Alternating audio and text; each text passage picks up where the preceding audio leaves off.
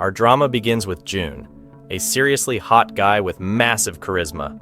He owns not one but two companies and built them with his own hands. In short, he's got everything going for him, except that he still hasn't married me yet.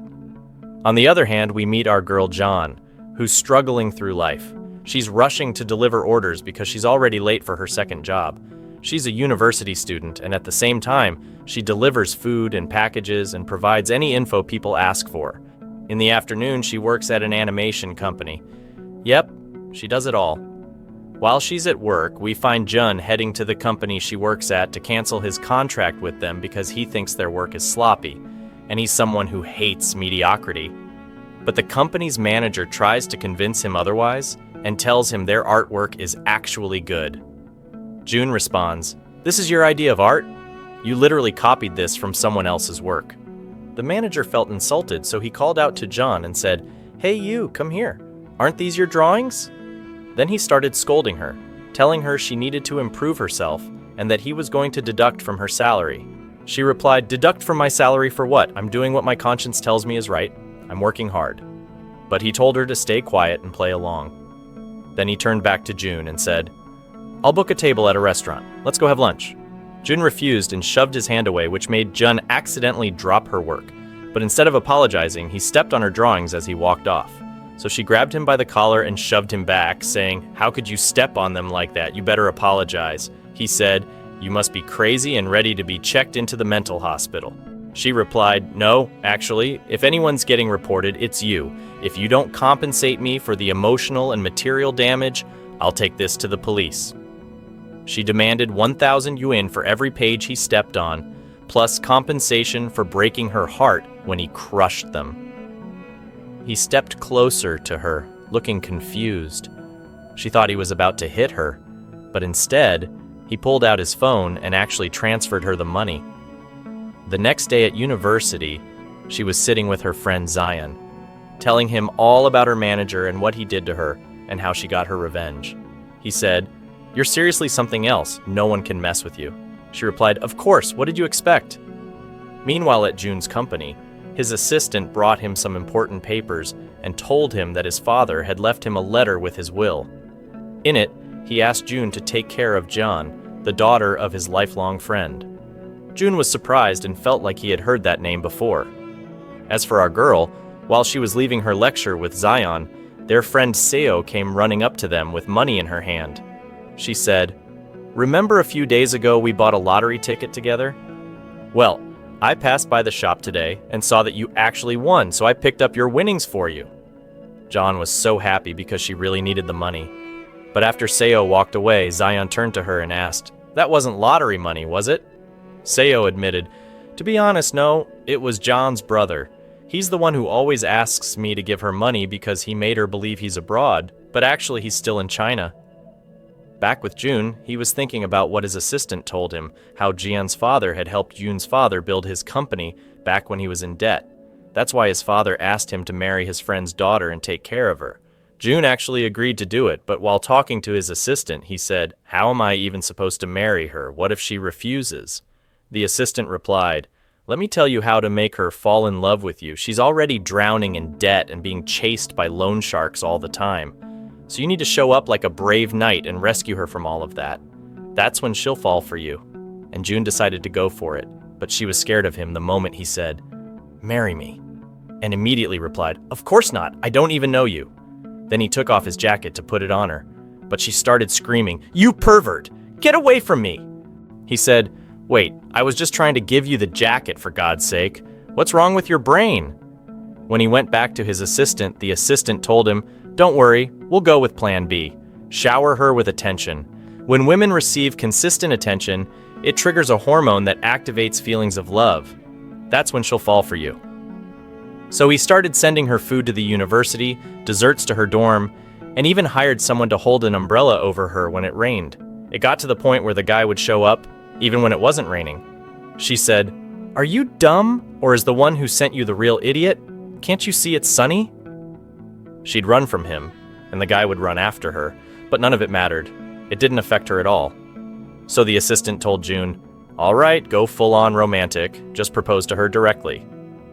But instead of creating a romantic atmosphere himself, the idiot sent someone pretending to be a client who wanted her to set up a poetic scene to propose to his girlfriend. John prepared everything, only to be shocked when June suddenly showed up, pulled out a ring, and said, "Will you marry me?" She said, "Oh no, it's you again? And now you're proposing when I'm the one who set this whole thing up." He said, "Enough. Are you going to marry me or not?" She refused, but he kept getting closer. As she stepped back, she accidentally triggered a button that set off the fireworks, and a crowd gathered, admiring her. But none of that moved her. She told him, "I'm still not marrying you," he said. "I'll give you 5 seconds to say yes." She refused and walked away, but then came back and told him, "At least pay me for all the stuff I prepared for you today." He told her, "I already transferred the money to you just now." Then he went back to his assistant, clearly frustrated, and said, "You're absolutely useless. Every plan you come up with fails with her." Then came the art contest. June showed up all neat and stylish, and Jian was actually impressed. She was about to fall for him and grabbed his hand near the edge of a stage, but he tripped and fell on top of her and kissed her. Now the assistant was like, "Let it go. Let him fix his mistake and marry you. Family honor isn't a joke." But it turned into a scandal because all the employees were watching, and they started running away as soon as they saw the two of them like that. At that moment, June was hit with a traumatic memory from his past, which caused him to faint. Later, his assistant explained to Jian that June had a trauma related to big crowds, and that's why she needed to stay by his side and take care of him. Feeling guilty, John went in to see him and said, "I'm sorry for what happened. I'll take responsibility." He replied, "Then marry me." But she refused. So he said, "Didn't you just say you take responsibility?" She told him, "But that's not the kind of responsibility I meant." He responded, "I don't want anything from you, just marriage." At that point, his mother walked in, stunned to see her son with a woman. But she was thrilled and wanted to know everything about John. So June whispered to John, "Play along with her, and I'll pay you more." So John began talking nicely to his mom, introducing herself, but the lady was way too excited and over the top. She told John, "This is the first time I've ever seen him with a girl. What's going on with the world?" June said, "All right, Mom, that's enough." But she replied, "Wait, I already invited you for lunch, so I'll be expecting you both, okay?" Our girl started feeling something was off. His mom's excitement seemed odd. It probably meant he had never dated before and wasn't the type to deal with girls. So when they got in the car together, she said, "I get it now. You want to marry me just for show, nothing more?" He replied, "Yes, I want to take care of you, but in return, we get married." She said, "Well, good thing this smart girl figured it out before falling for your charm." Later, they went to have lunch with his mom, and the lady brought some baked goods for Jian to try. Jian was surprised by the taste and said, "My mom used to make these when I was little." June's mom replied, "How? That's my own special recipe. No one else makes it." Then she paused and said, "Wait a minute. Are you the daughter of Yunin?" Jian said, "Yes, I am." She was overjoyed and said, "Your mom was my friend. I was the one who taught her this recipe." June sat there smiling naturally, happy they liked each other. But suddenly he realized she was getting too close to his mom. And he didn't like that.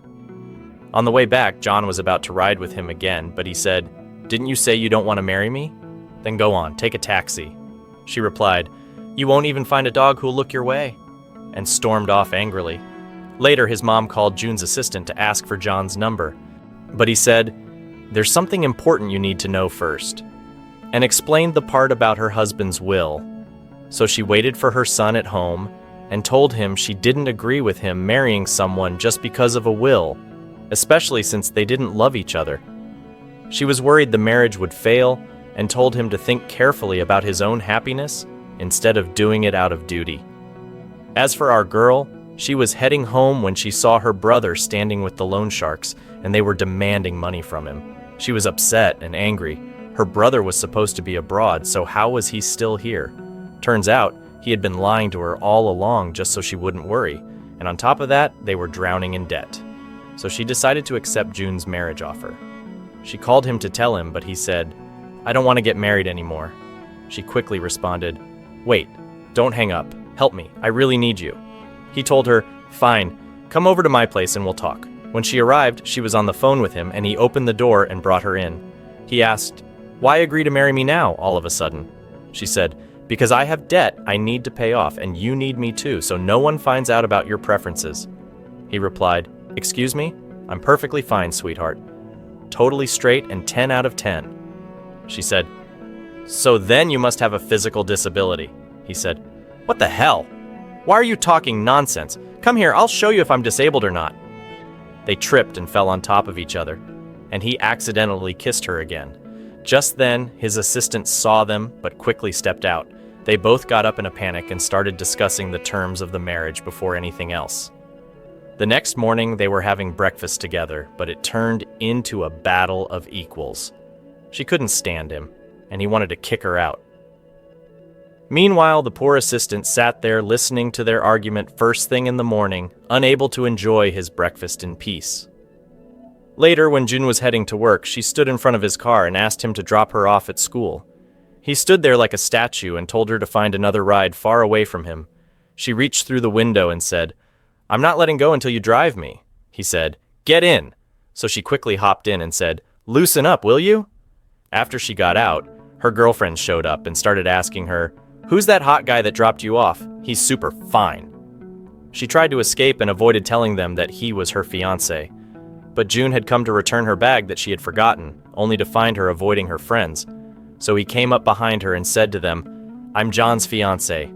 If you ever see her with another man, report her for cheating. After they left, she turned to him and said, what's wrong with you? Why did you tell them you're my fiancé? He replied, so you don't go messing around behind my back. But she just called him an idiot and a fool. After that, she went to sell some books at a small stand on campus, but the campus police showed up and told her that kiosks were not allowed there. She panicked, grabbed the whole stand, and ran like she had committed a crime. They chased her down, and of course, she ended up at the police station. She called June to come help her out, but he wasn't going to pick up at first because he was in a meeting. But when he saw how urgently she was calling, he figured something bad had happened and went straight to the station. He paid the fine for her, and she told him, don't worry, your money will come back to you on your shoe. But he replied, I'm not worried about the money. I want you to behave and stop causing problems that'll ruin my reputation. She said, all right, Mr. Reputation, don't worry, I won't do anything reckless again. He got in his car and told her, hurry up, let me drop you off at the university. She looked at him and said, you know what? You're actually a decent guy, and to think I used to talk trash about you. Later that night, while heading home, she decided to go to June's place because she hadn't paid her rent and had nowhere else to stay. But someone shady seemed to be following her, so she started running toward the elevator. He got in with her at the last second, and she stayed scared the entire time until she got inside and locked herself in the room. But when June returned home, he sensed something strange going on. So Jun grabbed a stick, ready to hit whoever was sneaking around, but it turned out to be our silly girl. He asked her, how did you even get in here? She explained that she had seen the password when he entered it before. He got angry because she came in without his permission, but she explained her situation, that she had no place to sleep. The police arrived because June had called them when he sensed something suspicious. He apologized and told them, she's my fiancée. They warned him to be more careful next time because false alarms waste police resources. Later that night, she stayed at his place, but she was so annoying, banging around, knocking things over, and at 2 a.m., she suddenly decided to work out. He finally got up and shouted, you keep rubbing and moving and fidgeting while I'm trying to sleep. Do you even have a sense of time? She answered, don't wake me up, Dad. I'm just taking care of myself. He told her, go to sleep. This is bedtime, not workout time. You're going to raise my blood pressure, woman. The next day at university, she met up with her friend Amura and asked him to help her with some work, but he was feeling down because she was now with June. He asked if she really loved June and if she would fight for him. She said, he's handsome, so why not? Let's get engaged. Oh, poor thing, third-party heartbreak again. Meanwhile, Jun was at work and called our girl, asking her to get dressed nicely because he was taking her with him to a business dinner. So our lovely girl dressed up in formal wear, and when Jun saw her, he said, what the hell are you wearing? He was about to take her shopping for new clothes, but the client they were supposed to meet had already arrived, so he was stuck and had to take her as she was. While they were at the restaurant, the client asked June to drink with him. But June, poor guy, didn't know how to drink at all. So his assistant asked our opportunistic girl to drink on his behalf. She decided to live up to her reputation and asked for money in exchange for every glass she drank. Jun agreed. She stood up and told the client, "I'll drink on his behalf since I'm younger and should show you respect. Let me pour it for you myself." Then she kept drinking more and more to increase her payment, until she got completely wasted. Not just drunk. She was absolutely gone. Beyond wasted. June took her home, confused about why she insisted on drinking so much even in the car. So he asked his assistant, "What did you say to her that made her drink like a maniac?" The assistant replied, "I just told her she'd get 1,000 won for each glass." Jun told him to deduct it from his salary and added, "Wow, you're acting on your own now?" He took her upstairs and she was about to throw up, so he rushed her to the bathroom. Once she was finally feeling better, she suddenly grabbed him under the shower and soaked him in water, hoping she'd forget all this madness the next morning. The next day, her brother walked into June's place and saw them sleeping next to each other, so he immediately went to attack June. But Jian woke up just in time and stopped her brother, telling him, "Calm down. We love each other and we're engaged." He shouted, "Engaged? Since when? And since when do you even know what love is?" She told her brother, "Love comes suddenly, Prince. Are you really going to object now?" But he replied, "I don't believe you. You're engaged to him for the money, obviously, and does he even love you?" June was about to say no, but our girl grabbed his hand and said, "Of course he loves me. He's just a little shy about these things." After her brother left, June decided to punish her for her behavior the night before. He made her clean the whole house and banned her from eating fast food or anything unhealthy. Even when she went out to get something and came back late, he took the food from her and said, "You're not allowed to come home late. You have a set curfew. You're not a dancer at a nightclub." She kept huffing and puffing in his face, not understanding why she was basically under house arrest. The next day, she came to his company bringing him some homemade chicken soup. He sat down and started drinking it, but then noticed she was taking pictures of him. He quickly grabbed the phone to delete the photo. She told him, "Wait, listen, my brother needs to believe our relationship is real, or he'll start suspecting, and your mom needs to feel reassured too." June said, "Fine, let's go out this afternoon and take some natural-looking photos." She smiled and said, "Okay, drink the soup, drink it." That afternoon, they went to the amusement park. She made him play games with her, and he actually started enjoying it. But every time she touched him to pose for a picture, he would push her away so he could focus. He was taking the games way too seriously, like his life depended on winning. Anyway, the day ended peacefully. But the next morning, while she was preparing breakfast for him, he was already getting irritated by all the noise he was hearing in the kitchen. He got up ready to yell at her, but instead found that she had made him a lovely breakfast and left a sweet note. He smiled and ate it happily. Later, while he was driving, he spotted her sitting with her friend Zion, so he stopped to pick her up. That night, she ordered some food, but June told the delivery guy to leave without giving it to her. She stood there, furious, wanting to slap him.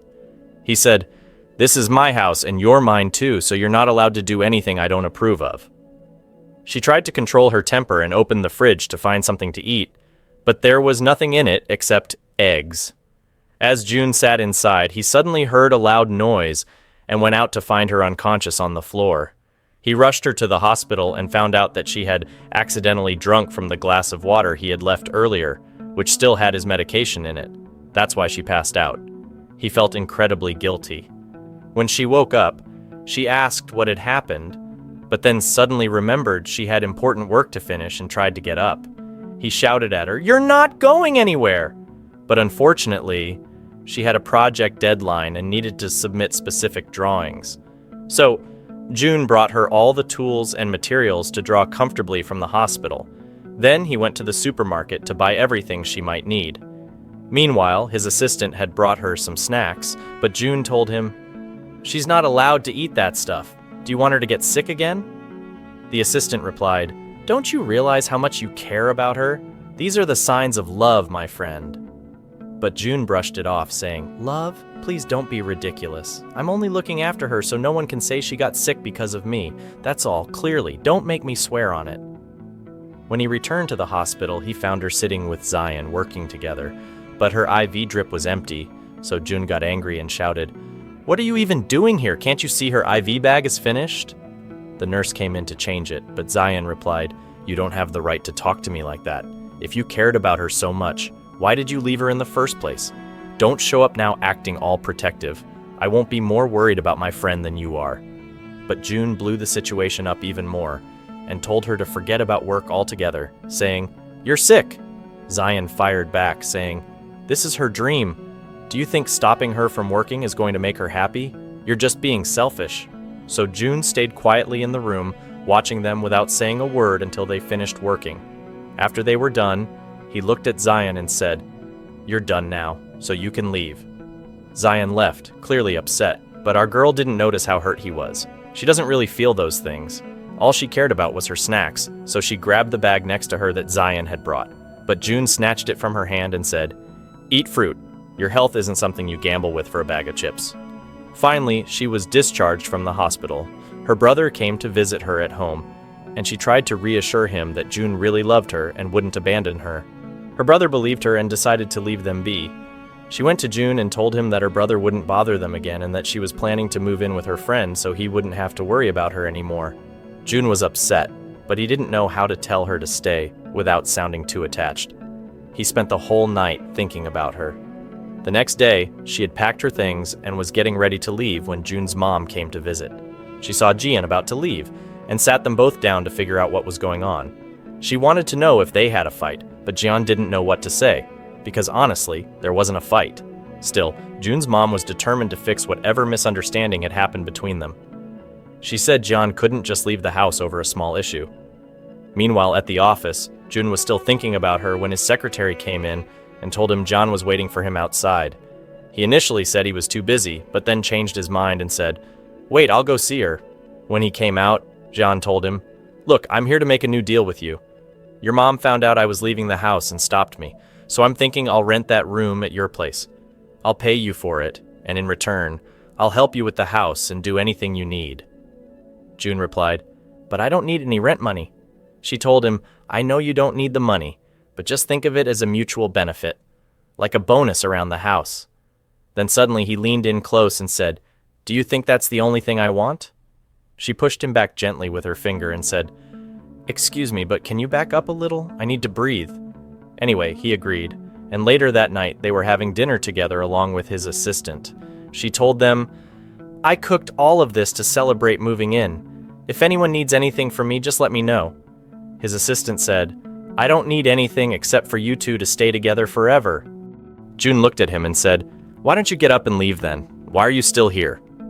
June noticed something strange about the wine she had served. She told him, "Oh, I bought it for 30 yuan." He replied, "Ah, that explains it. It tastes like sewer water." After dinner, she suddenly remembered something when she saw some of June's old writings. She felt he might be the person who had helped her a long time ago. So she asked him if he liked writing, but he just said, "What do you mean by that?" and didn't seem to understand. She went quiet, thinking that if he really liked writing, he would have just said yes. The next day, June woke up late. He had an important meeting, and he had told her to wake him up 2 hours early. She rushed to wake him up, but he was struggling to get dressed. She said, "Why are you so slow? Move, I'll get you ready." She helped him with his jacket, grabbed him quickly and pulled him out so he could grab something for breakfast. But when they got outside, they saw that a car was blocking their way. Even if they called an Uber, it would be too late. So she grabbed his hand and started running, and they kept going until they spotted a tuk-tuk. She told him, "Get in. This is the only way we'll make it." He said, "You must be insane. You want me to go to work in a tuk-tuk?" She replied, "Just get in. Stop being dramatic unless you want to be late." He had no choice but to ride with her, and thanks to her determination and the tuk-tuk, he made it to work on time. That day, she took full responsibility for helping him since his assistant was sick. She brought him his coffee with a bright smile on her face. He said to himself, "You must be looking good, bro. That's why she's smiling." And then he started checking out his reflection in the coffee, like the narcissist he is. Later that night, while passing by the living room, he randomly noticed her laptop open with her work on display. When he looked at it, he saw a drawing of an old house. He asked her if that was her house, and she told him it was her childhood home. He apologized and said he hadn't expected those drawings to really be hers and had gotten the wrong impression about her at first. She replied, "It's okay. I also had the wrong impression about you. I thought you were arrogant, narcissistic, even a bit of a creep. But over time, I've realized you're actually smart and reliable." Of course, he put his hand behind his neck, grinning like a smug puppy from all the praise. Then she got up to make them some noodles. At first, he didn't want to try it, but once he had a bite, he started scooping more into his own bowl. From then on, she started helping him with his clothes, meals, and everything else since his assistant was on medical leave. But she kept making mistakes like waking him up late, which annoyed him. He kept complaining and scolding her, and she'd get upset, then bounce back to acting normal again, trying her best to improve.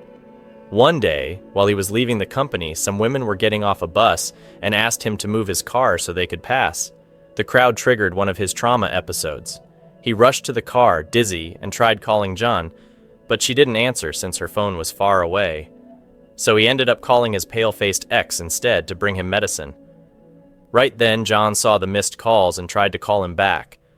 But that sneaky woman turned off his phone so he wouldn't notice. That night, he suddenly woke up in the middle of the night, thirsty for water. John was just coming in through the front door at that moment. He asked her, "Isn't it a bit early to be back, miss? Where were you?" She told him she had been working and saw his call, but when she tried to call back, he didn't answer. He replied, "Forget it. It's not important. There's an award ceremony tomorrow, and I want you to attend and accept the prize on my behalf because I'm not feeling well." He asked her to call that sneaky friend of his to get the details about the event. So John called her, and the girl told her she didn't have to dress up, just wear something comfortable.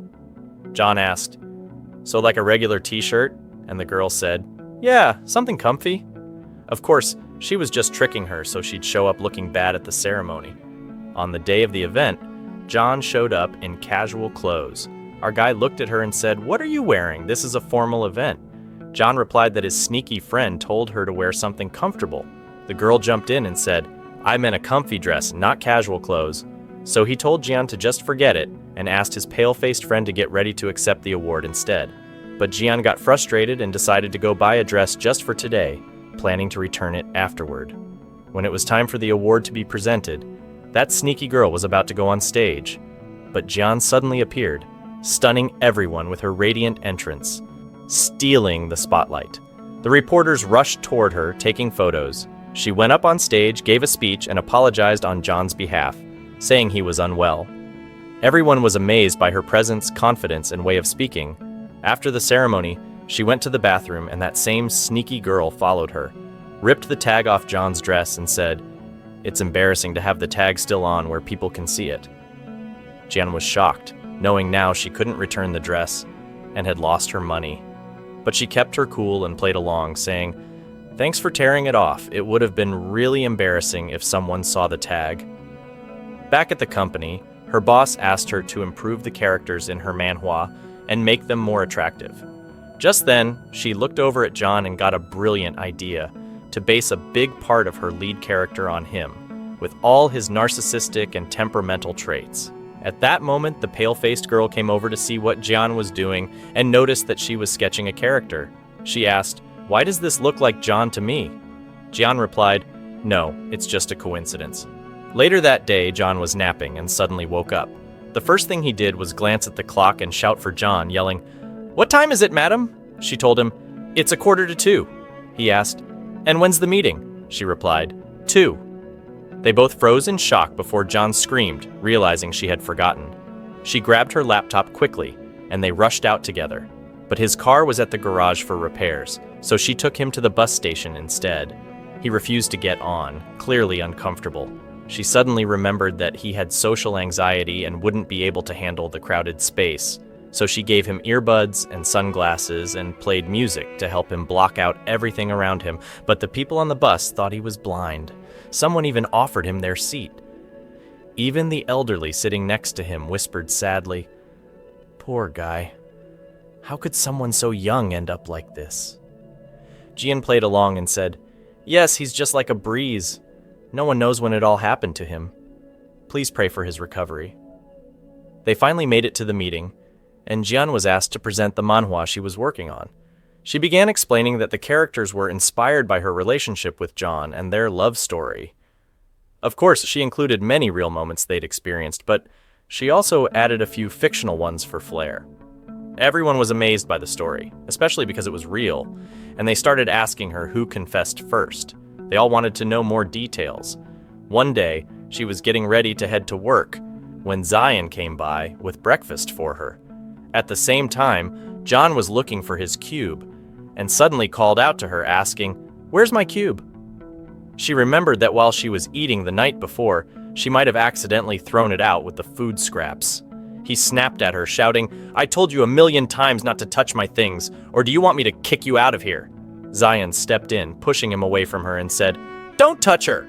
John barked back, "Why are you interfering?" Zion replied, "Isn't she your fiancée? Then you should treat her better than this?" John snapped, "Just stay out of it." Zion was furious because he cared about her and didn't want to see her treated badly. He was about to take her away with him, but John refused. She wanted to understand why John had been so angry, but he just left for the office without saying anything more. Later, when she called his assistant, he explained that the cube was very important to John because it was a keepsake from his deceased brother. John felt awful and decided to go search for it in the trash bin. After digging around, she finally found it. She later met up with Zion so they could continue working together, and he noticed her shoes were dirty and scuffed. He bent down to wipe them for her, but she quickly took the tissue from him and cleaned them herself. He asked if she really went looking for the cube, and she told him yes, because it meant a lot to John. They kept working until she eventually fell asleep from exhaustion. Zion just sat there, silently wishing she would leave John and be with him instead, promising himself that he'd treat her much better. The next day, John returned the cube and learned that she had gone out looking for it. He was filled with guilt for yelling at her, and also upset because she hadn't come home and spent the night out. He thought she had a crush on him, and that's why she got upset. So he sent her a message saying she could come back if she liked him, and that she meant more to him than the cube. Then he walked into the living room and was surprised to see her standing right there. He asked when she arrived, and she told him she had been there for a while, but had left her phone in the room and didn't see his messages. He brought up the fact that she slept outside the house and said if she liked him, she shouldn't get upset at him. She replied, "Like you? I slept out because I was working." He suddenly remembered the texts he sent and rushed to her room to delete them from her phone, but she followed him and caught him playing with her phone. She tried to take it back, jumped on top of him, and they both fell onto the bed. He leaned in to kiss her, and actually did. But that was just his imagination. In reality, as soon as he got close, she got up quickly and said, "I get it now. You were watching something inappropriate and accidentally sent it to me. You must have come to delete it." Of course, that wasn't the case at all. He put the edge of his jacket over her mouth to shut her up, and later, while sitting alone in his room, he smiled to himself, imagining her lying next to him. Then he remembered she'd said, "If you don't tell me what you sent, clean the bathroom with your toothbrush." So he quickly hid the toothbrush. The next day, she kept glancing at him from the corner of her eye, pretending to be upset, until she received news that her work had been accepted for publication. She jumped up in excitement, holding on to him, and said, "My work finally got accepted." He told her to back off and said, "You're a girl, you shouldn't touch me." But she thought it was normal and said so. He replied, "Keep your distance and stop being so inappropriate." Later at university, Zion found her notebook open and saw that she had written down all her debts. He asked her, "How do you still have all this debt when you're supposedly engaged to that rich guy you're living with?" He got even more upset because he thought she got engaged to John just to pay off her debts. But now it looked like she actually loved him. She told him, "If you were in my shoes, you would have fallen for him too." But he couldn't understand how she could love someone who treated her so badly. After the lecture, as they were leaving, John passed by in his car and told her to get in because he was going shopping and needed her to carry the bags. Zion snapped and shouted, "Aren't you ashamed? You want your fiancé to carry the bags for you?" John replied, "Mind your own business, you idiot." She told Zion to leave and got in the car. John then said, "Why does that guy always get so worked up when he sees me? He must like you." She replied, "No, he just thinks you treat me badly at home. You are terrifying, you know." Later that night, she cooked him a big feast. He asked, "All this for me?" And she said, "Is there anyone else here?" He moved closer and said, "Doing this kind of thing might make me take advantage of you. We're a man and a woman alone together, and temptation is strong." He leaned in to kiss her, but she pulled away and said, "You still think I have a crush on you? Wake up, mister. You're not on my mind." The next day, his assistant called and asked her where John was, since he wasn't answering. She rushed through the house looking for him and found him under the water in the bathtub. She screamed and asked, "Why aren't you answering? I thought something happened to you." He said, "I was under the water, genius." She went to update the assistant, but he told her that John had been unwell and begged her to convince him to see a therapist, since he had tried many times and failed. This time, it was her turn to help. She took him with her, pretending they were going to the company, but she stopped in front of the clinic. He refused to go inside, but she gathered a crowd and said, "Why won't you admit to your son? Have some shame. How could you abandon me and the child like this?" He told her to back off, but she threatened, "If you don't come in with me now, I'll make the scandal even worse."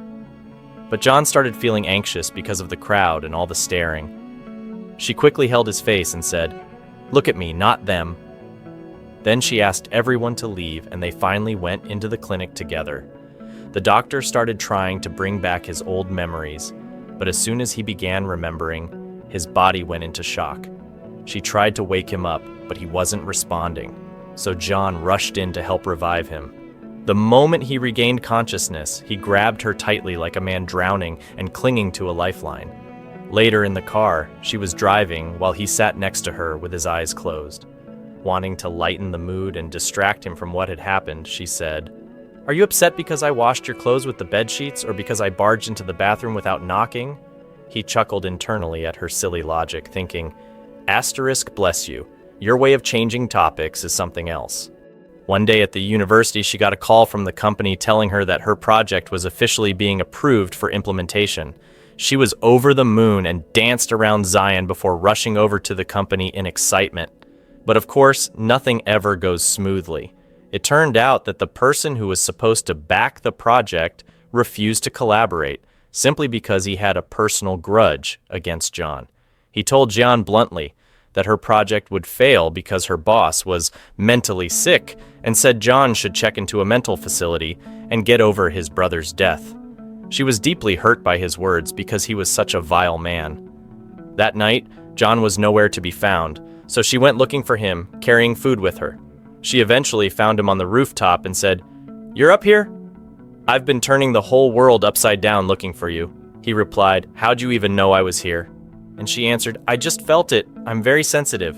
He said, "All right, Miss Sensitive, if you're staying, sit quietly and behave." She sat down, started peeling the food, and told him to eat. The moment he tasted it, he felt like he was in heaven, but just said, "It's all right, I guess. Not bad." She got up to leave, but then realized the rooftop door had locked behind them, so they had no choice but to stay up there together. He pointed to the stars and said his brother was the one who taught him all about constellations. She kept asking, "What's this one? And that one?" When a plane flew overhead and she asked about it, he said, "That's a plane, you idiot." She responded, "Why are you ruining the mood? We were having a nice moment." Eventually she got sleepy and dozed off.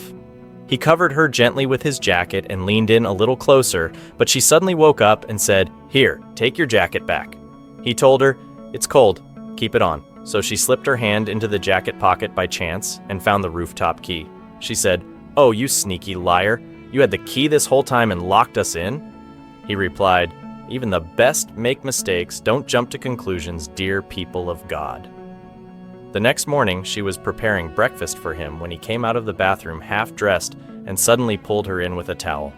She shouted, "This isn't proper behavior, mister," and warned him, "If you don't back off, I'll scream and call everyone." So he poured water behind her and said, "Go ahead, call them."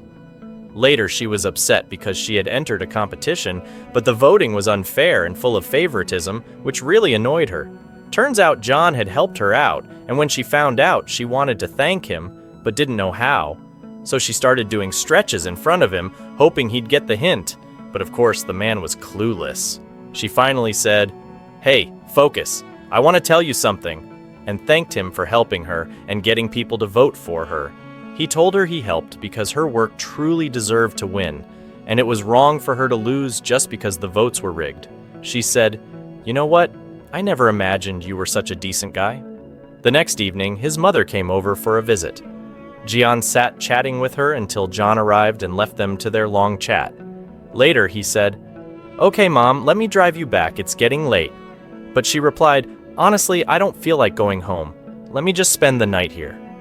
So, of course, the two lovebirds had to sleep in the same room to avoid raising suspicion, just as his mom had planned all along, and John knew exactly what she was doing.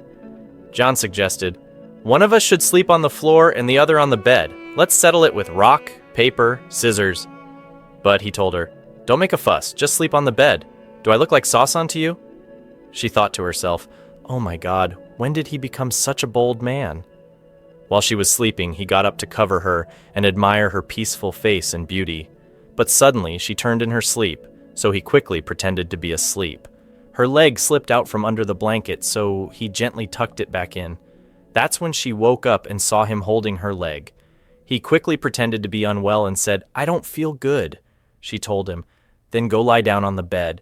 And as she was trying to help him up, she fell on top of him by accident. She quickly got up and let him sleep on the bed. The next morning, his mom came to wake them up. John opened the door for her, and she noticed Jean was changing clothes in the room, so she smiled and went to make breakfast for them. But the breakfast was terrible, something that could give anyone stomach pain. It was inedible, undrinkable, and even unbreathable. John was relieved to use work as an excuse to escape. John tried to stop him and begged him not to leave her alone, but he still ran off, leaving her stuck eating the awful food. Later, while John was working on her project that was due the next day, his mom came and sat beside her, refusing to leave. John was too distracted to focus and asked if she needed anything. His mom honestly replied, "I want to take you shopping," but said she would wait until Gian finished. Gian said, "Let's just go now, just to get it over with and return to work quickly." But his mom took her to the children's clothing section and started hinting that she wanted a grandchild. Gian thought to herself, "Ah, here we go, classic mom moves." She made an excuse to leave, saying she needed to buy groceries for dinner, and at night, after they finished eating, she asked him to keep his mom busy for a while so she could finish her work, or else she'd get fired. He agreed, on the condition that she let him have the bed tonight. After stalling his mom long enough for her to finish her task, he finally went to the bedroom to sleep, only to find her already knocked out on the bed, taking up 3/4 of it. He told her, "Get up, I did what you asked, don't be unfair." But there was no use, she was sleeping like the dead. So he gave up and tried to sleep beside her, but she kept touching him and throwing her leg over him until she even kicked him.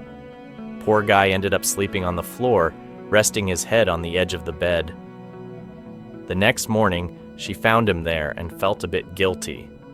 Later at the university, while she was with Zion, one of her old friends called her, asking her to urgently pretend to be his girlfriend to make his ex jealous. She agreed to help, got dressed up, and headed there, not knowing she would unexpectedly bump into John, who was there with the evil-faced ex. She and her friend tried to keep a low profile, but he told her to act natural so they could look convincing. Then the guy's ex showed up to see who he was with, and at the same time, John's assistant saw John sitting with someone and got confused. John noticed too and looked toward them. The guy suddenly pulled Gian into a hug to show his ex that he had moved on, but that made John absolutely furious. He stood up quickly, grabbed her and said, "Tell me, who am I?" She replied, "You're my friend." But he tightened his grip and said, "I'm your fiancé, miss," and pulled her outside. She told him, "You ruined everything. I was just helping my classmate get back at his ex who betrayed him." He said, "Why didn't you tell me? How could you go out with him without my permission?" She snapped back, "Well, you were out with that annoying girl too without telling me." He replied, "She's my business partner. How can you compare her to that guy?" She shouted, "Of course I can. You look down on me and treat me like your servant just because I owe you $2 million, but don't worry, I'll pay it back." Then she walked away crying. He tried to go after her, but she pushed him and left. Right then, Zion showed up behind her, telling her he had heard everything and didn't know she owed John money. He tried to cheer her up, saying, "Come on, I'll treat you to whatever you want." Meanwhile, John returned home and found his mom waiting. Apparently, she had found out about everything that happened and scolded him for making that fake engagement agreement just to satisfy his father's last wishes and protect her. But he told her, "I really love her. I did all this just to keep her close to me." His mom softened a bit and advised him that if he wanted her to love him back, he needed to be gentle with her. After John calmed down, she returned home and went into the room to sleep, forcing him to leave. But his mom called out to him, "Come here, poor thing, come sleep next to her." So he returned and lay beside her until his mom also fell asleep. Suddenly, John woke up and came out to tell him, "I'll forgive you if you apologize." He quickly apologized just so she'd let him sleep next to her and forgive him. The next morning, she received a package and found out that she had qualified for the competition. She jumped into his arms from happiness, and he stood there stunned, not fully grasping what was happening. As usual, she realized it too late and stepped back.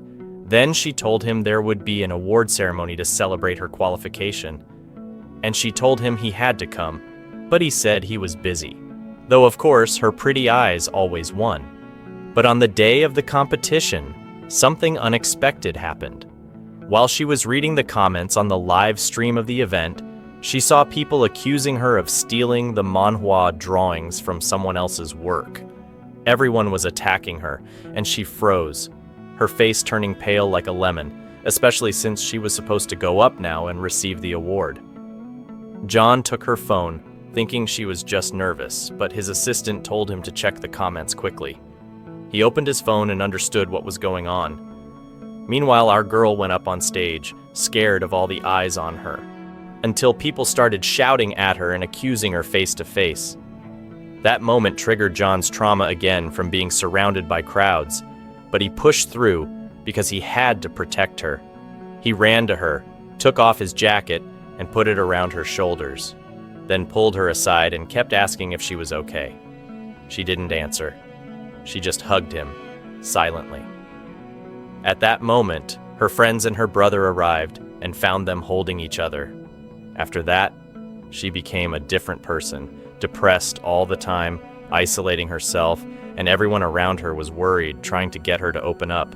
When she finally did come out to them, she pretended she was fine, but she really wasn't. At night, she watched a horror movie just so she could cry without anyone noticing. John saw her and thought she was crying because of the movie. But the next day, when he talked to her friend, he found out that she hadn't even been replying to her, and that wasn't a good sign. He told her, "She's fine, don't worry. She was just watching a horror movie last night." But her friend replied, "Oh no, the thing I was afraid of has happened." And she explained that whenever John gets depressed, she watches horror movies just so she can cry without making anyone around her feel like something's wrong. That scared him, and he decided to stay close to her. As soon as he got home, he found her watching another horror movie. He sat beside her despite her objections and said, "I'm watching this movie with you whether you like it or not. I have the right."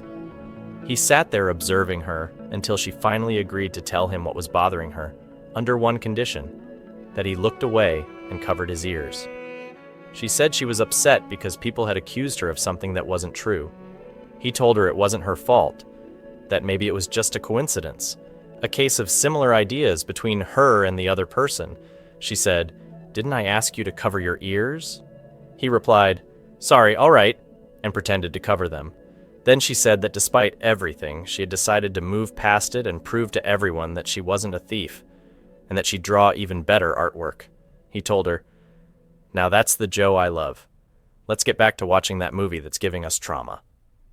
The next day, while she was outside near the company, someone suddenly pushed her aside and she almost hit her head. But John caught her just in time and fell, hitting his own head.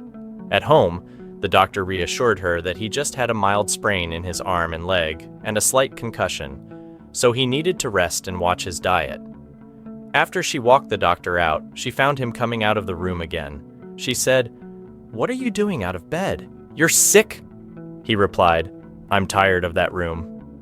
The moment he sat down, that annoying pest, Miss Trouble herself, showed up to check on him and immediately clung to his side. Our girl said, "Excuse me, you didn't take off your shoes," so she put on slippers, only to be slapped in the face by one of the shoes. She swallowed her frustration with a lemon-sour expression and led her out. But then she saw the other girl getting up to cut fruit for him, so she said, "No, move aside, I'll cut it." And they kept bickering until the fruit fell to the floor. So he said, "I don't want to eat anything now." But our girl, being sulky as usual, decided to annoy him. She called her friend Amura to come over and draw with her for a while. When he came, she gave all her attention to Zion and completely ignored John. John sat next to them trying to get her attention and told her, "Lower your voice." But she replied, "Go to your room and shut the door." Of course, it was his house, so he couldn't just disappear. She then told Zion, "Let's just go downstairs and leave the place for him." But John thought if they went downstairs, things might escalate between them. Maybe he'd kiss her. So he said, No, this is your home too, guys. Stay," and left the living room for them. After a while, Zion said, "I want to confess something important to you," and held her hand. But John came back and pushed him, saying, "Who gave you permission to touch my fiancée?" Zion replied, "She's not your fiancée. Don't fool yourself. I know exactly what kind of deal you two have." Our girl felt he might twist the story, so she told him, "Leave right now," then turned to John and apologized, saying that Zion figured it out on his own and never talked about it with anyone, so he shouldn't worry. John said, "You're in for it now. You'll be helping me with everything," and teased her by assigning her all the housework. That night, she cut fruit for him again, and he suddenly leaned in toward her, but she almost slipped, so he grabbed her by the waist to keep her from falling. She immediately stepped back and left in a hurry. She ran to check on him, thinking he was having another one of his panic attacks, and tried to comfort him like his assistant usually does, gently rubbing his back.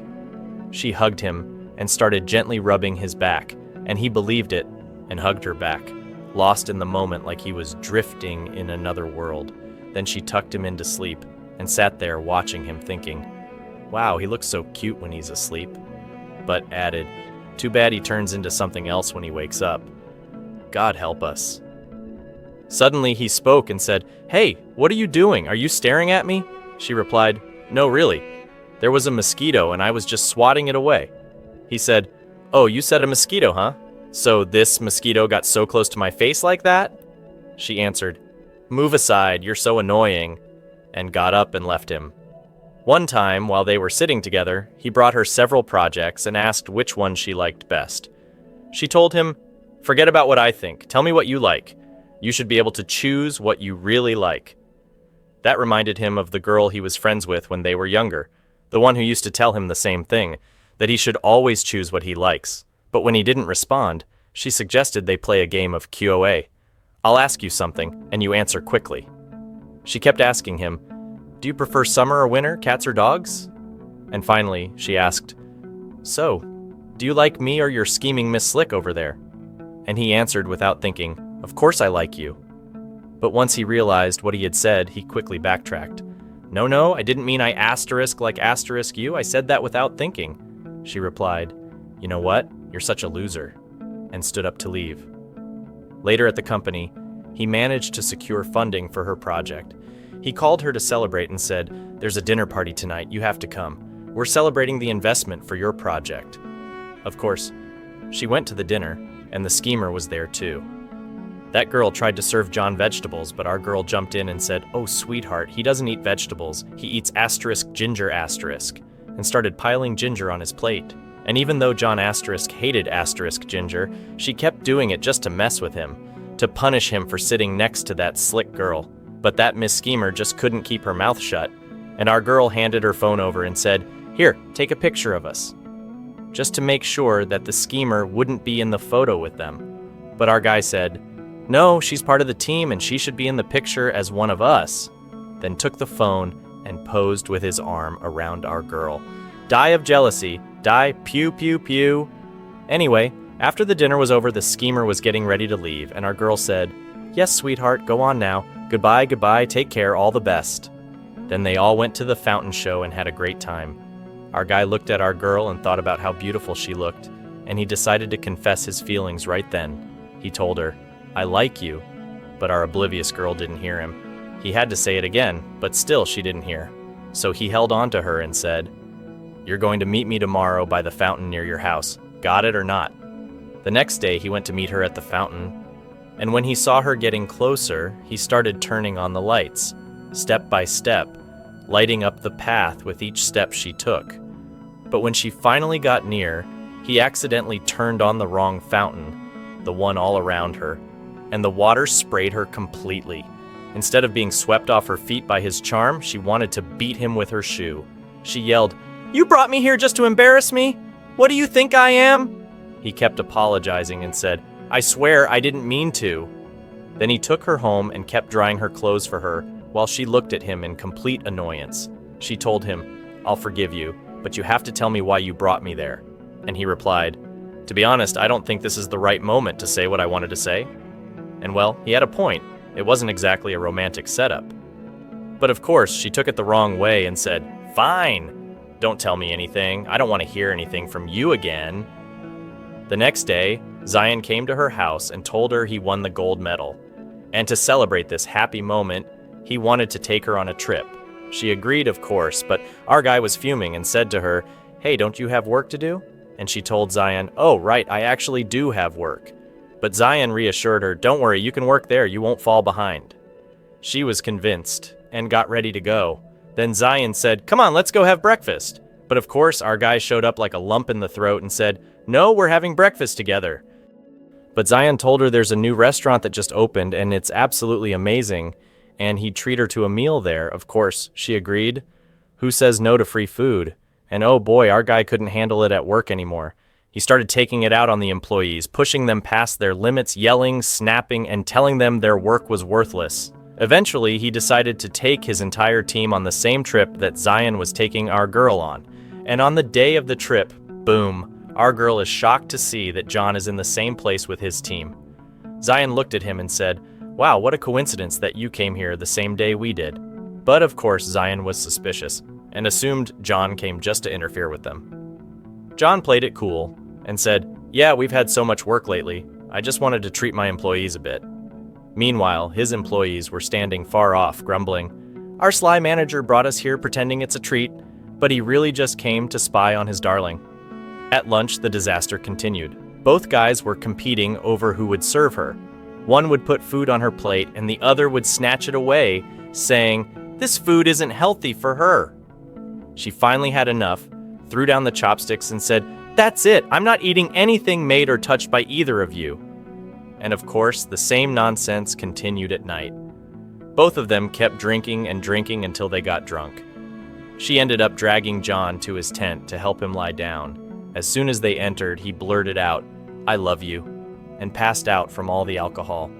She tried waking him up, asking him, "What do you mean by that? If you say it again, I'll take it seriously." He woke up again and repeated, "I'm telling you, I love you," then kissed her.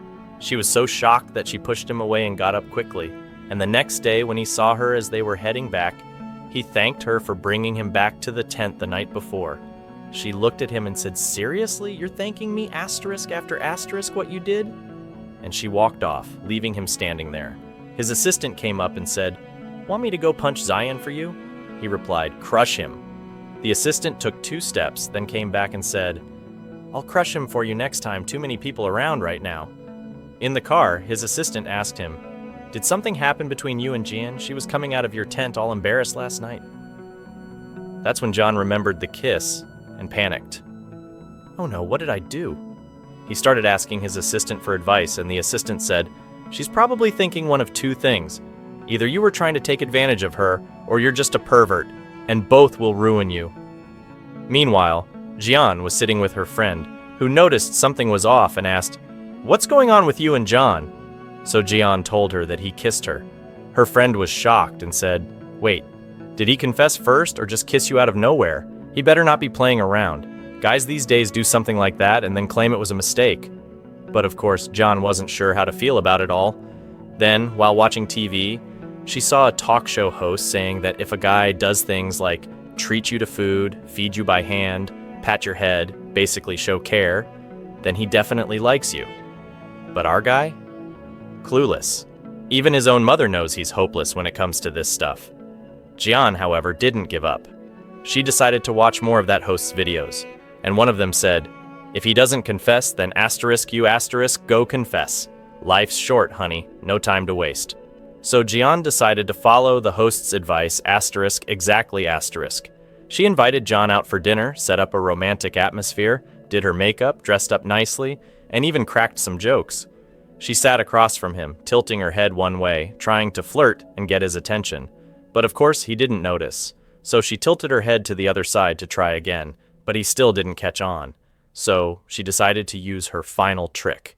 She brought out the wine and leaned in to pour him a glass, but he quickly said, "No, no, give it to me, I've got it." While she was standing there, he suddenly leaned in toward her. For a moment she thought, asterisk? Oh no, he's actually making a move. But no, he was just pulling out the contact lens that had gotten stuck on her eyelid. She snapped, "Seriously, you idiot? Move aside," and stormed off, leaving him there. But she wasn't the type to give up and sit quietly. Instead, she decided to cut the lights and sneak into his room to create a romantic atmosphere so they could finally get close. Meanwhile, in the room next door, he was actually rehearsing how he'd propose to her with a ring. He wanted everything to be perfect, but then felt it wasn't special enough. So he hid the ring in the cheesecake. Right then, she came in from outside and he gasped, "What the hell?" She told him she just stepped out to get something, but then she noticed the cheesecake. "Wait a second," she said. "Isn't this cheesecake? I told you not to touch it." She got furious, yanked it away from him, and started scolding him. He got annoyed and took a big bite, but instantly remembered the ring inside. He panicked and rushed to throw up before anything went wrong. The next day, he tried to fix everything and arranged to meet her again, inviting her brother and her best friend too. But her brother backed out at the last minute because he was planning to confess his feelings to Seo, her friend. He even took her to a place pretending John had invited them all there just to apologize to our girl. But when they arrived, they found no one else there. That's when he suddenly leaned in, kissed her, and told her he had been in love with her for a long time and had waited for this moment to finally confess. Back with our girl, she started getting worried that her brother hadn't shown up and was taking too long. John reassured her that her brother had canceled and wouldn't be coming, so the two of them sat down to have lunch together. Then John, finally mustering some courage, said, "That night I kissed you. I'll take full responsibility for it." She asked him, "And how exactly are you planning to take responsibility?" But he started stuttering, clearly too nervous to answer. He grabbed a drink to calm himself down, but the more he drank, the more he stammered. Fed up, she suddenly pulled him toward her and said without thinking, "I love you." The next day she woke up in his bed and jumped up in shock, asking him what he was doing there. But it turned out she was the one who had slept in his room. He teased her, saying, "Don't tell me you forgot what happened last night," and leaned in closer. She replied, "What happened? You didn't even say how you're going to take responsibility." He smiled and said, "You're my girlfriend now, isn't that obvious enough?" Then he went to make her breakfast, but ended up almost burning the kitchen down. She rushed in and told him he probably needed to call the fire department. As she tried to see what he was messing up, he looked at her and said, "What's that on your lips? Are you poisoned or something?" She smacked him. It turned out she'd put on makeup just for him.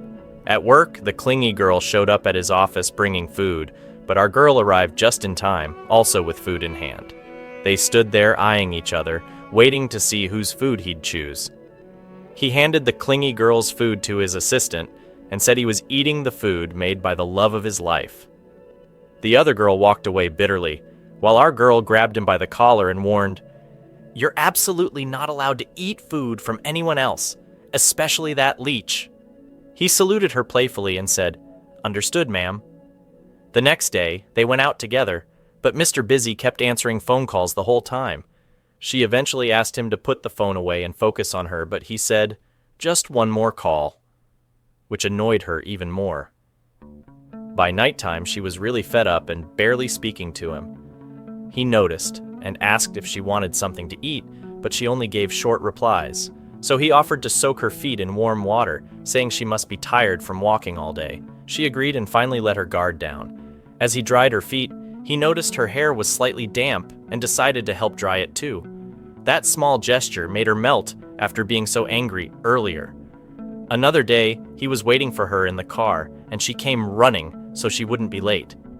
He asked why she was out of breath, and she explained she'd been running. He tried to lean in for a kiss, saying, "Let me give you some oxygen," but she pushed him away and said, "Keep your kiss to yourself." He backed off, feeling rejected. Later, she told him she had news, but was afraid it might upset him. She and Zion had received a job offer from another company, and she'd be meeting her favorite artist there. She admitted she was excited to go because she'd been a fan of his for a long time, so he pretended to be understanding and told her, "Of course, it's your right." She leaned in to hug him but couldn't because of the seatbelt, so he said, "Keep your hug to yourself." Later that night, she was working, and he asked if she wanted to eat together. She said yes, of course, but he noticed she was distracted and didn't respond the way she usually did, which made him feel a little sad. Even on her first day at the new job, she wasn't replying to his messages, and he was clearly upset. That night, while he was standing on the balcony waiting for her, he saw her returning with Zion. They were laughing and joking around like they were having way too much fun. And then Zion reached over to pick something out of her hair. John stood there, fuming, ready to punch both of them. When she walked in, excited that her favorite artist had given her an autograph, he immediately killed her mood and asked, "What were you doing with Zion for so long, and why was his hand on you?" She told him, "He's just my friend, you know that, we work together." But he started turning it into a full-blown argument, saying, "I prepared this whole dinner for you, and instead I see you with him like that. It's driving me crazy." She told him he was being overly jealous and controlling, reminding him Zion was just a friend. But during the argument, he accidentally spilled wine on her signed autograph, which made her furious. She left the house, too upset to stay. The next day, after realizing he'd messed up, he told his assistant what had happened. The assistant advised him to make it up to her with a romantic gesture and a thoughtful gift. So John started thinking seriously about what kind of gift to give her and ended up sending her a message with a picture of a chocolate coupon. She was confused. What was he trying to do now? As if ruining her drawing wasn't enough. Just then, the clingy girl walked in bringing him food, and he immediately remembered what his girl had told him before. "If you eat her food again, I'll set you on fire." So he politely declined and told her to give it to his assistant instead. The assistant muttered, "If I were your assistant, I'd be eating for free." Later, John went out with the clingy girl to meet John's favorite artist, hoping to get a replacement autograph for the one he ruined with wine. At first, the artist refused, thinking he'd already signed something for her, but John kept begging until the artist finally asked, "Do you love her?" He answered sincerely, "Yes, I love her." That's when the artist agreed to give him a new autograph. John took the signed sketch and rushed to her university to give it to her, but as soon as he got there, he saw John leaving class with Zion, heading to a restaurant together. He decided to follow them.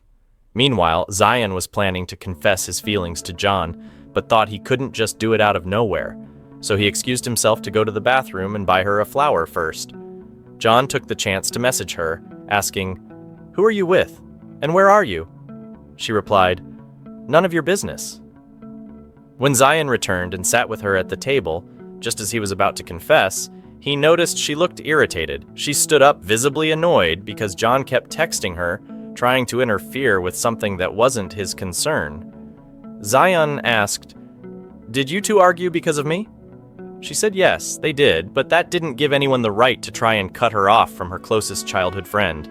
Just then, John happened to be walking away, and John spotted him and called out, "Hey, come here, are you spying on me?" So he told her, "Come on, we can't stand here and talk in front of everyone," and took her outside. Of course, he apologized and showed her the drawing with the new autograph. She was super happy and hugged him like nothing had happened. When they got home, he decided to make her lunch, but of course, he was bluffing. He didn't cook anything, just bought takeout. She caught him immediately and said, "This food is from a restaurant. You don't know how to cook. You're a total failure." He admitted, "Yeah, I didn't cook it, but I promise I'll cook for you next time. I'll even memorize the recipe." Then they leaned in for a sweet, little, innocent kiss. That night, she was chatting with her friend Sio nonstop, telling her everything about John, what he did, where he went, all the drama.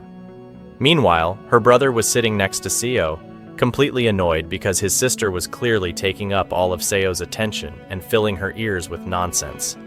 Eventually, he had enough.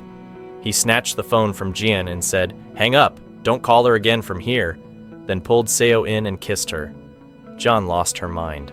She was shocked that her brother had a thing with Seo because she knew her brother was not the relationship type.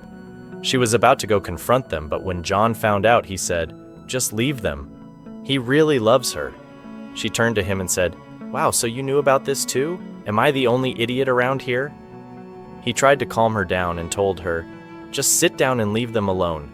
They're in a relationship. They're not doing anything wrong. She said, you don't know my brother. I know exactly how he is.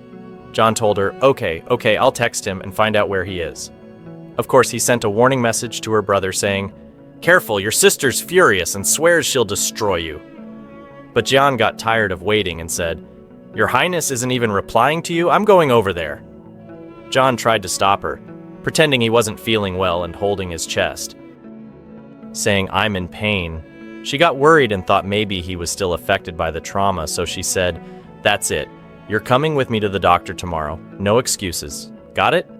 The next day, she took him to the doctor, but he kept trying to avoid going in, so she decided to embarrass him in public.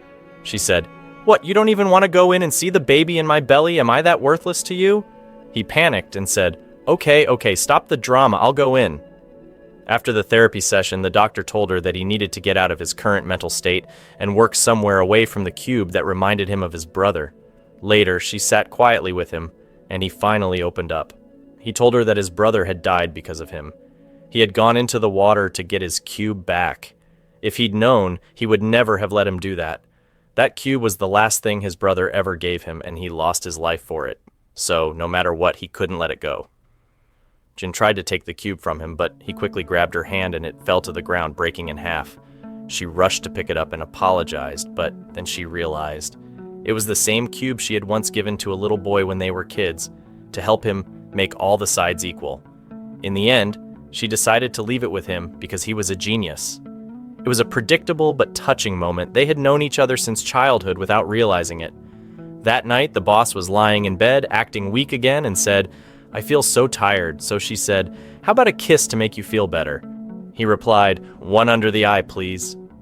She gave him that, but of course he got greedy and said, and one here too. When she leaned in to kiss him again, he pulled her in and kissed her instead, because hey, he deserved it too. The next day at work, John was buried in work, completely swamped, and didn't even have time to breathe. That night, John tried calling him to check in, but his annoying colleague picked up the phone while he was busy, ran to the bathroom, and answered it. She told John that he was in a meeting and busy right now, and intentionally turned on the faucet to make it sound like they were at home together instead of at the office. Her evil little plan worked. Jian sat there feeling anxious, and her imagination went wild. Her inner demon whispered that they were probably doing something shady together. Meanwhile, John stayed at the office all night working on the project, completely unaware of what had happened. The next morning, when he saw her message, he called her right away. But she ignored him, just like he had ignored her, and headed straight to her job interview. Unfortunately, her bad luck continued. The manager at the interview tried to harass her, so she stood up, hit him, and ran outside. She called John, hoping he'd come pick her up, but he told her he was in a meeting and to just take a taxi. He didn't even let her finish her sentence before hanging up on her. She walked away crying, scared and overwhelmed. After his meeting ended, he tried to call her to check on her, but the annoying girl pretended to be sick so he'd support her, and she made him take her home too. Then he finally went to Jean to pick her up, but she was clearly upset and didn't want to talk to him. He said, just get in the car and we'll talk. But when she opened the door, she saw the other girl's scarf on the seat and said, so you had her sitting right next to you? He ran after her trying to explain, saying, I just dropped her off, that's it? But she snapped, oh, so you can go out of your way to take her home, but when I call you in the middle of a crisis, you hang up on me and tell me to get a taxi? Clearly she means more to you than I do. The fight exploded, especially since she'd had such a hard day and expected him to be there for her, but he wasn't. When he got home, he kept trying to write her an apology message, but every time he typed something, he'd delete it again because he didn't know what to say. Meanwhile, Jian was sitting at Sio's place, staring at her phone, waiting for a message from him. She got even more upset because he didn't say anything. But Sio tried to calm her down and told her he probably didn't mean to hurt her. Maybe he was just really busy. The next day, Jean decided to go see him and apologize for yelling the day before. But when she arrived, he was sleeping, completely exhausted. She took the file from his hand and gently covered him up with a blanket. That night, they were walking together when he told her he'd be moving out soon because of his new job location. And since she'd also be relocating temporarily, the next day she went over to help him with the move. But to her surprise, the sly girl was already there, and she didn't miss the chance to gloat, saying that he'd be staying at her place temporarily. John's mind started racing, remembering all the old things, like the sound of the water in the office, and everything suddenly felt suspicious again. And she started to seriously suspect he was cheating on her, especially after the sly girl kept provoking her. Gian snapped and finally confronted him, and he shouted back in frustration. But she threw his actions in his face, saying, "You think I'm just a child?" He told her she was being immature, so she fired back, "Yes, I'm a child, and she's clearly better than me, so enjoy being with her." He almost went after her, but then stopped like a fool, frozen in place instead of chasing her to make things right. The next day, John met an important person, someone considered a rival of John's. He told her that she actually owns 5% of John's company shares as part of her inheritance from her father, and that this was the real reason behind John's marriage proposal. He claimed it was all a setup and a betrayal. John was completely shaken and immediately called John to ask about it, but as usual, he told her he was in a meeting and hung up on her. So she sent him their marriage agreement to officially terminate it. After his meeting, when he saw the document, he broke down crying. The sly girl came over to comfort him, and while she was doing that, Gian called him again to ask if he'd seen the agreement and said she wanted to meet him right away. He went to meet her, and she intentionally picked a crowded public place so he wouldn't be able to get close to her. She told him to talk to her over the phone from a distance. She wanted to end everything. He told her he'd fix his mistake and apologized, and he tried to walk over to her. But his social anxiety kicked in and held him back, and before he could reach her, she disappeared into the crowd. After that, both of them were miserable. Neither of them happy, both stuck in heartbreak. Later, one day, he arranged to meet her to give her an official copy of the canceled agreement, but it was obvious from the look in his eyes that he was hoping for something more from that meeting. Then one day, she went out with her brother's friend.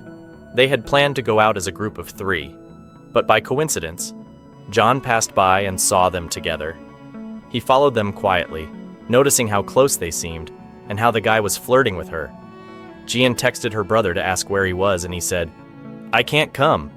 She immediately asked, "You set me up, didn't you?" And he said, "Yeah, honestly, he's a nice guy and likes you. Give him a chance." She cursed him under her breath and went to sit with the guy, but he excused himself to go to the bathroom. Of course, John followed him. He recognized him and said, "We've met before in a meeting, remember me?" Then he used the moment to ask, "That girl you're with outside, who is she to you?" The guy replied, "She's my friend's sister, and I really like her. I'm trying to get closer to her." He asked him, "So you're planning to marry her?" The guy replied, "Of course, if she agrees." So our guy asked him to treat her well, then walked away, feeling suffocated. The guy went back to Gian and told her, "I just met someone really strange. He asked me about you like he already knew you, and he told me to take care of you." After thinking about it for a moment, she realized it must have been John, so she rushed out to catch him. But by the time she got there, he'd already gotten into his car and left. Fate took its course, and days passed, and they ended up working together again because of a collaboration between his company and the one she worked at. So, of course, she went to his company, but it couldn't go smoothly. Some tension had to creep in. She went back to her old trick of sitting next to Ziyun and not answering John when he called. She kept offering Ziyun food and telling him, "Eat this and try that," just to annoy John. And honestly, it worked. He got so irritated that he took it out on her during work, and they started bickering over every little thing during the meetings. Later, he took her to a restaurant for lunch and ordered all of her favorite food. She asked him if he had seen the last package she sent him and if he was still willing to help her. He said, "Of course I'll help you," but the truth was he hadn't even opened the package. She was disappointed that he said yes so easily and told him, "Fine, whatever you want," and got up to leave. He went back home and checked what was in that package that seemed to be such a big deal. And it turned out she had left him a document giving up her shares in his company. She thanked him for the time they spent together and asked him to forget her. And of course, like a fool, he had just told her moments ago, "Yeah, of course I'll help you," without knowing what was inside. He was even more confused when he saw the shares part. She clearly misunderstood and thought he only married her for those shares. But God stepped in to help, and suddenly she called him and said, "Your mom called me and told me she's coming to visit us at our new house. You didn't tell her that we broke up?" So he could have told her, "I'll call mom and explain that we broke up," if he really didn't want her around anymore.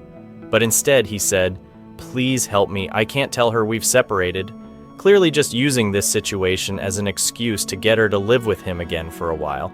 And she actually agreed to go back and help him, even though she could have easily said, "No, help yourself, buddy." But his mom wasn't clueless. She could see right through it, and decided to take them both on a relaxing trip to a hotel. She even arranged a romantic atmosphere in their room and asked John to come outside with her after settling in. When they saw the room, they both felt something strange stirring inside, and John quickly stepped out to see what his mom wanted. Of course, she wanted to talk about the shares situation, and told her that when her son first mentioned marrying Gian, she warned him not to marry someone just because of a will or some silly obligation. But then she saw him suddenly saying, "I'm marrying her because I love her, Mom." And she went on to say, "My son really loves you. If he didn't, he wouldn't have done all this for you. He doesn't care about the shares at all." That's when things finally started to click for Gian. But right then, she suddenly collapsed, and John rushed to carry her inside. Thank God it turned out to be just a cold, nothing serious. While she was sleeping, John tried to cover her with a blanket, but she suddenly woke up, startled by how close he was. But honestly, most of their moments together had been like this, distant and full of tension. Even in the office, he only came close to her when she was asleep, and she'd wake up the second she felt his touch. One day she traveled with Ziyun for work, and they took a picture together. Nothing out of the ordinary, but then Ziyun posted the photo. John's brother saw the photo and completely lost it. He decided to catch the first flight to go see them. Meanwhile, Jian was at a New Year's Eve party with Ziyun, who had planned to confess his feelings that night. He actually told her, "I love you." But she looked confused and asked, "You love me how?" So he laughed it off and said, "I'm just joking, silly." Then took her to enjoy the festive atmosphere. He asked if she was still thinking about John, but she stayed silent for a while. And right then, John appeared in the distance. Ziyun quickly pulled her into a hug, and John, who saw it, called out her name, clearly crushed. Ziyun smiled and said, "Hey, we were just heading to the movies. Feel free to join us." Then pulled her away. She walked with him, but it was clear she wasn't happy. Suddenly she stopped, turned around, and ran back toward John. At the same moment, he appeared with balloons in his hands and publicly confessed his love for her all over again, asking her to come back to China with him and be his official girlfriend. One day, she came into his office to talk about work, but he interrupted and said, "Forget work, focus on me," and pulled her in for a kiss. She accidentally stepped on the curtain remote, and the blinds opened wide, revealing their moment to the whole office. Naturally, everyone found out they were dating, and the employees started teasing John, saying he couldn't stop others in the office from dating now that he had his own office romance. Later, he blindfolded her and took her somewhere for a surprise. It turned out to be her old childhood home, which he had bought for her. She was so touched because that house held so many memories with her family. It had always been her dream to return there, and she had worked so hard just to make that happen. They were about to kiss in that heartfelt moment, but people from John's mom's side suddenly walked in. They were sent to start renovating the house for them. One day, there was an important guest coming to announce a new project. Meanwhile, our guy was in a room practicing how to propose to her, completely unaware that the microphone was on. Everyone outside heard him. Gian rushed to turn it off and said, "Are you throwing me a wedding parade or what? And who said I'd even say yes if you proposed to me here? This isn't the right place for that." So, he respected her wishes and didn't propose then and there. But he did thank her in his speech for always being by his side. Later, he took her to a breathtaking place full of flowers to propose properly. But just to show you how much she likes to tease him, she kept backing away, saying, "I can't hear you, say it again." And the poor guy was shouting, "Will you marry me? Please, I swear on my mother." He was totally out of breath. At this point, we're all screaming, "Just say yes already, girl, there's no time for drama." And just like that, the two of them officially fell deep for each other. She started waking up and going to sleep with his face as the first and last thing she saw. One morning, she answered the door for a delivery while wearing his shirt. When she came back, he said, "You really answered the door looking like that?" She replied, "Relax. I peeked through the door first." He pulled her onto the bed and said, "Honestly, I need to know. What's got you waking me up this early? Shame on you." She said, "So what, you want me to sit alone?" And he said, "Of course not. Come here, give me a kiss." But she told him to wait a bit so she could submit her project. That project, by the way, was a story, their love story. She wrote and illustrated it just so we could enjoy this summary and get emotionally wrecked with it. Thank God it ended well, because I seriously get nervous about endings these days. Hope you liked the summary. See you next time. I've got laundry to do. Don't forget to subscribe for more. Check out more recaps you'll absolutely love right here.